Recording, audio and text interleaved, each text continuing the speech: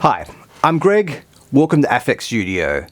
I'm here to demonstrate and discuss the Aphek Peanut Butter, Sunday Driver and Peanut Butter Model T pedals. The Peanut Butter came about in the fairly early days of dial-up internet. In fact, so early for me that I was still logging onto my parents' account just to see what this whole internet thing was about. A good friend told me he'd come across the schematic for an old pedal that I owned and liked, and always thought had potential to be better than it actually was, and he suggested that I should have a go at building my own version to see what I could come up with. Now, I've never said what pedal circuit I started with there, for the simple reason that the Peanut Butter and Sunday Driver sound nothing like the original pedal anymore. It would have been much easier to sell these if I could have said, this is based on pedal X, and it's just an improved version of that, which I guess ultimately it is. But at this point in time, they're so far removed from each other sound-wise that it really wouldn't help anybody as far as being a reference point. The first version of that circuit I put together didn't sound exactly the same as the original pedal for the simple reason that my local electronics supplier didn't have exactly the same components used on the original. Same value and type, but every manufacturer's version of the same thing will vary slightly, and particularly for things like op amps, which is sort of the heart of the circuit, they can vary quite a lot in the sound. So I then pursued listening to different op amps and finding out which one sounded most natural, and then tweaking the capacitor and resistor values till it sounded like the amp was cranked.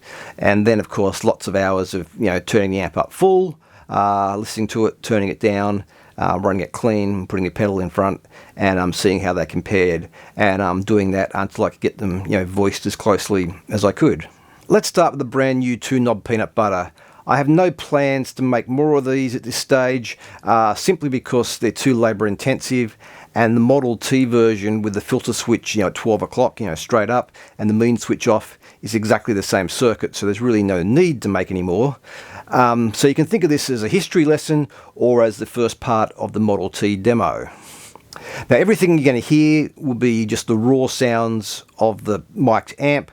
There's no extra tweaking or finessing going on to make these sound more impressive than they are. And likewise, I'll be starting each of these demos with the pedals bypassed, so you can hear exactly what they're contributing to the sound when they are switched on. I've never understood demos where people don't bypass the pedal. How are you supposed to evaluate anything without a point of reference? And for the history buffs out there, this is actually one of the main setups I used when developing this pedal in the first place.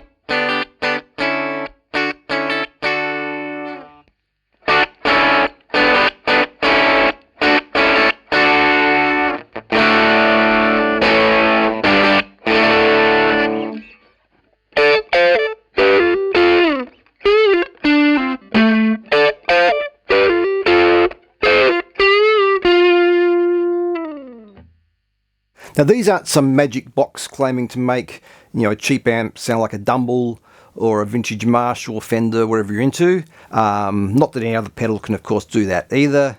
Nice if they could, but you can't change the laws of physics. So these sound like you've turned up the output stage of whatever amp you're using. So if it's a great sounding amp, you're hopefully going to get a great sound.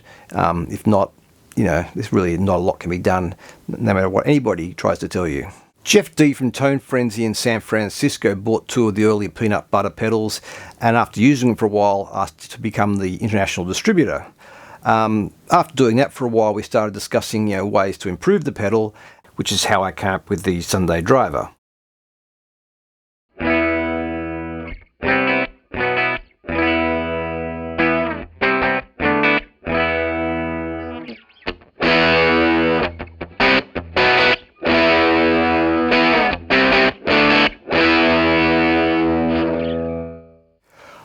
I was wanting some more control over the top end, but didn't want to add a tone circuit as it would mess with the core sound and feel of the pedal.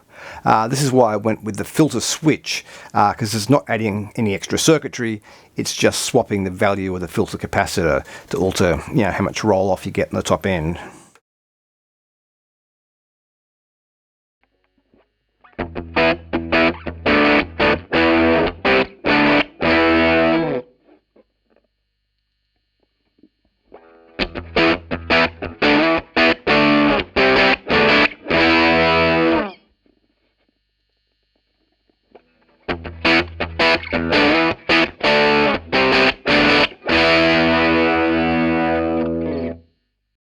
I think it was Jeff D who suggested adding the boost switch.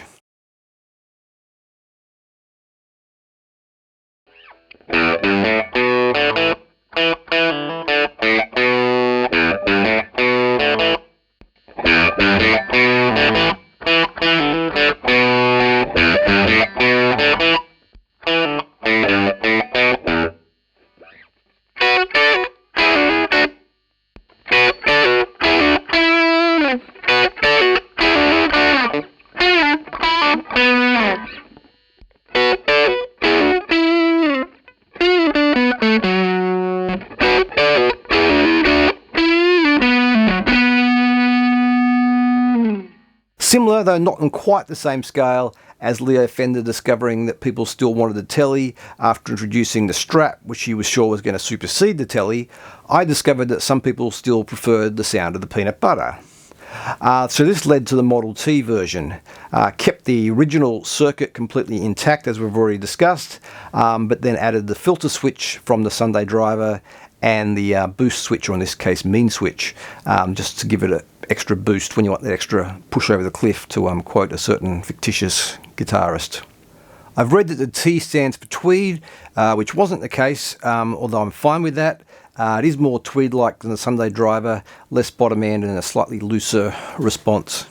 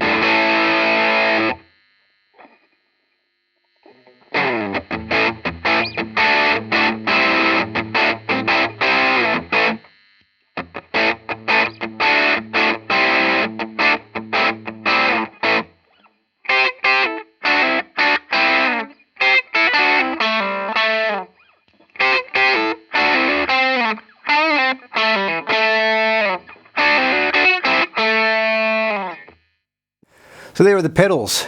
I've had some great experiences producing these, lots of good reviews and some amazing guitarists telling me that they're the one pedal I couldn't live without, or even just that they like them a lot. I've never advertised these, it's only ever been word of mouth. People occasionally send me photos of their pedal boards, ranging from sweaty pubs and rehearsal rooms through to outdoor festivals. I've seen them in at least one music video. People send me CDs occasionally where they've used them as well. The highlight of those would have been Vinnie Zumo, who played with Joe Jackson for a number of years in the 80s. I'm quite a big Joe Jackson fan, and when he found that out, Vinnie actually made the point of using his Sunday driver on a track on his own album that Joe played keys on for him. So that was a nice little connection. I recently discovered one of the early ones as part of an auction of gear from the late jazz guitarist John Abercrombie. The less more in the original pedals came from an idea of Stevie Ray Vaughan's, where he said he wanted a large knob and an arrow that just said more, and I liked that idea. Clearly confused a number of people though, which is why I discontinued using it. I saw some people who were adamant that the less more was a blend control where you blended the drive in with your clean signal. I can only assume those people had never actually used the pedal before saying that, because if they had, there's some questions that need answering. You turn it all the way down, and like any other output control, you get silence. So that's the very short history of Aphek pedals, along with some rough demos to give you an idea of what they can do. They'll only sound better with some better playing and a bit of delay, reverb, whatever else you normally use. As always, thanks for watching. Please like and subscribe, and hopefully I'll see you soon.